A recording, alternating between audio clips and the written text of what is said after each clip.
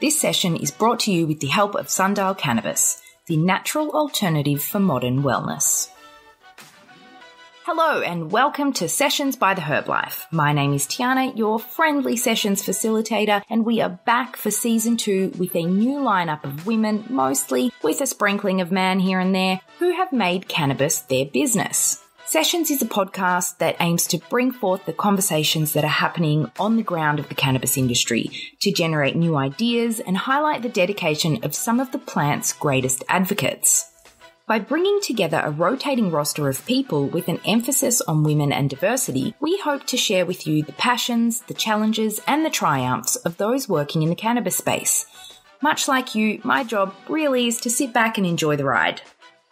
This episode, we welcome Emerald Asuncion and Abby Sampson, two very well-known advocates in the cannabis space, who are going to discuss everything from their experiences of being women of colour in the cannabis industry to the roots of cannabis legalisation and the dedication of some of the industry's pioneers. They also highlight the pitfalls of legalisation and how we all too often forget minorities and Indigenous peoples in the race to get to the top. You know, it's interesting how many people view this industry as new and emerging. Now, this may be true in the mainstream consideration, but really this road has been paved by a long list of activists and advocates for decades, some of who have even unfortunately been all but shut out of the legalised space. While legal cannabis is just over 1 year old, Emerald has worked in the space for more than 7 years, starting with the BC Compassion Club back in 2013. Now she works as the Communications and Culture Coordinator at Pasha Brands, which is itself a Prohibition-era brand house. Just quietly, I love that they describe themselves as a Prohibition-era brand house.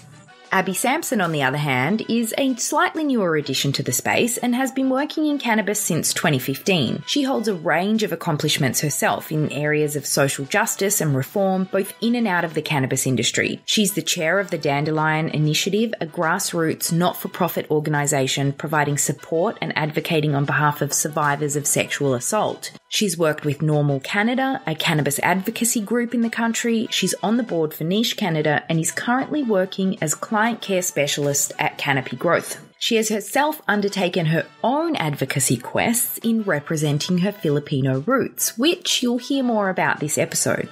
All I can say about this episode is that if, like me, you're a foodie, you'll want to take notes around the 35-minute mark when these two get into blazing and going out for Filipino food.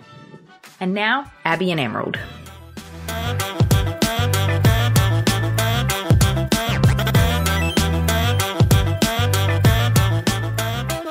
Hi everyone, my name is Abby Sampson and I am so excited to be hosting this episode of Herb Life Sessions where I will be interviewing Emerald or Emmy Asuncion. So let's get to it.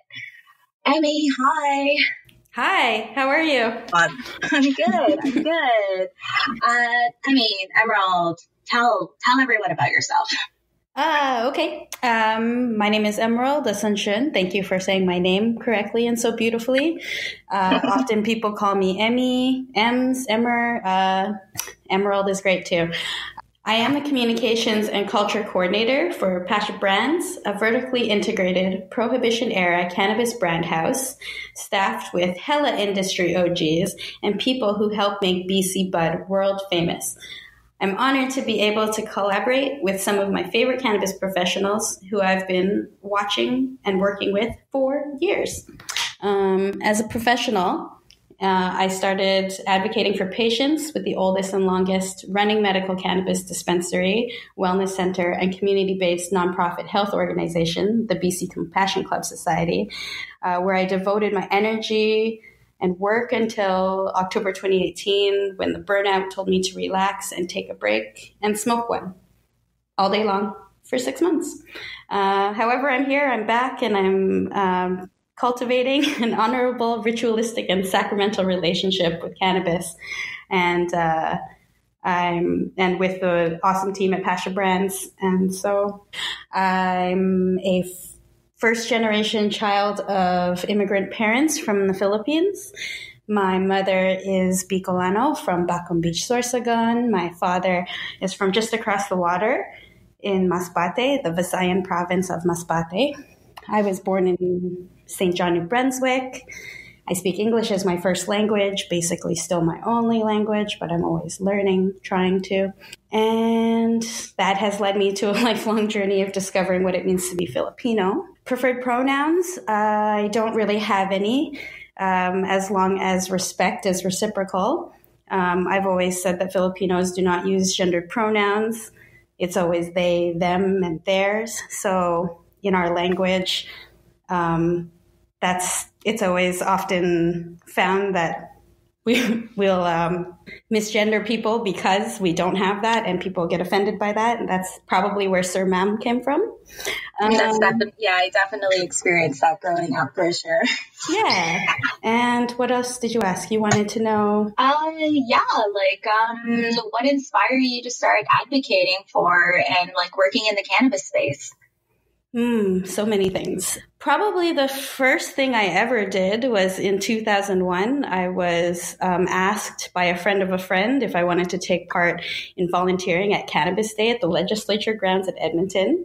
I didn't really know what I was getting into, but I knew I had already cultivated a deep relationship with cannabis and its mystery as a medicine. I had no idea how deeply rooted in politics and colonialism it had been and is.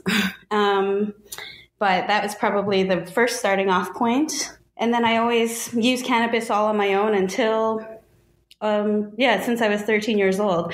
Until about 2013, I started working with the BC Compassion Club Society because of a good friend, Riel Many Wounds, who I'd like to shout out. She was a cannabis activist with the BC Compassion Club since 2008. And she had been encouraging me to apply since 2010. And I finally did in 2013. And I was so lucky to have her to help me realize how important it is for me to take up space in this world. And she's always someone I channel whenever I'm needing to show my fierceness, show my professionalism. She's got it. Amazing. Yeah, so I have respect for that in my life. Oh, that's amazing. Amazing.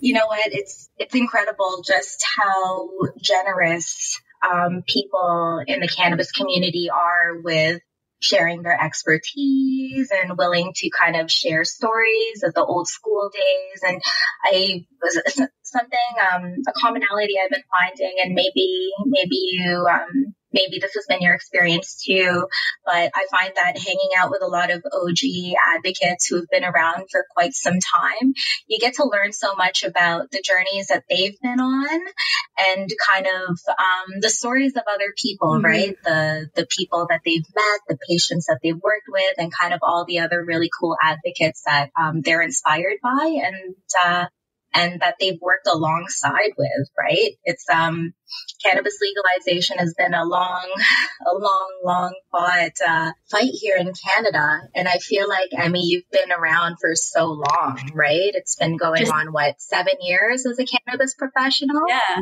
Wow. That is a very long time.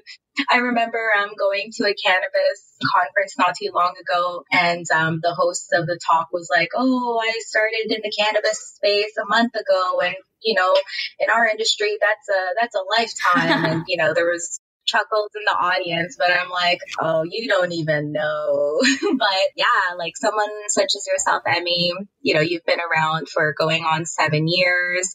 Obviously your relationship with ganja extends much longer than that, but I want to hear from you, like, since you've been around for so long and you've seen the cannabis landscape evolve from prohibition to legalization, like, what are some of the positive changes you've seen, and like, what more do we need to work on? Oh my goodness, loaded questions. I think having been in Vancouver, I've been grateful to watch a lot of this go down and be a part of conversations that have led to legalization. I've been so grateful to be a part of that and taking note in honoring the plant and the patients who need her the most, and the people and policies who affect this change. The most interesting thing for me probably was 2013 to 16, I'd say, the Wild West dispensary green rush in Vancouver. I got to watch a lot of really unique things happen out of it, like inspired businesses and services and products that developed, the research towards patients and considering patients, the stigma's broken amongst a whole variety of communities. And being a part of the BC Compassion Club Society for 6 of those years, being able to affect patients and see the resilience in their experiences using cannabis as medicine and therapeutically, and the variety of people who we've been able to serve because they were able to open up their doors to people like Riel and myself, who acknowledge that the patient community is a lot more diverse than who it normally gets marketed to, I guess, like who cannabis normally gets marketed to. So it was so important for us to see representation of our faces behind the counter, educating faces that look like ours.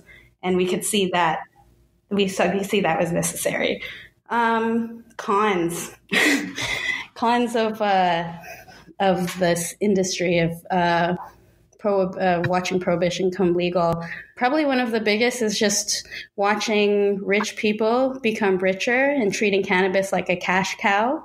Mm-hmm. Lack of acknowledgement towards the people in the land, or being able to share the privileges that protect the people in the land. And by privileges, I mean the people who have been able to benefit off of cannabis, having voices, resources, space, time, energy that they could put towards making it a more diverse economy, making it acknowledging what's the word I'm looking for? All of the negatives that have come through because of prohibition. And a con for me personally, I found, is the lumping of women in with minorities and anything that I read about in diversity in cannabis.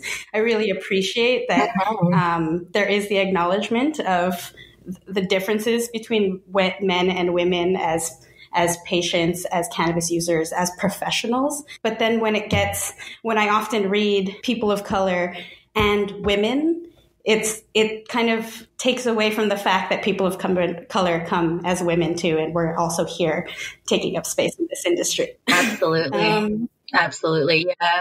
I don't know if that's a con per se, but it's just, I guess, another thing to work towards. Yeah, no, for sure. Like, I mean, I think I think intersectionality is a huge issue, right? And I think that, just kind of recognizing that, different populations or different demographics that, cannabis touches, we all have like different issues that we kind of are faced with. And you're absolutely right to kind of lump everyone, or kind of,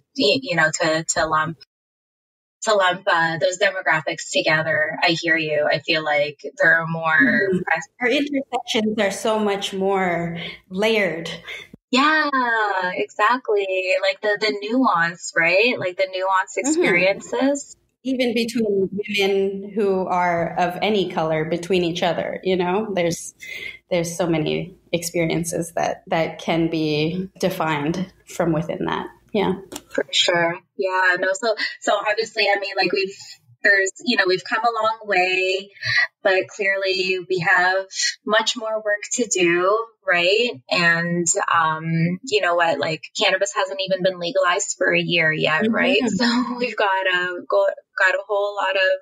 lot more fight in us. But yeah, I mean, like Emmy, even though, how do I say this? Like, I mean, Emmy, we only met this year when I started like my quest for other like Filipinx folks in the cannabis space. And I gotta say that after one Skype convo with you, I felt like an immediate connection and a kinship with you.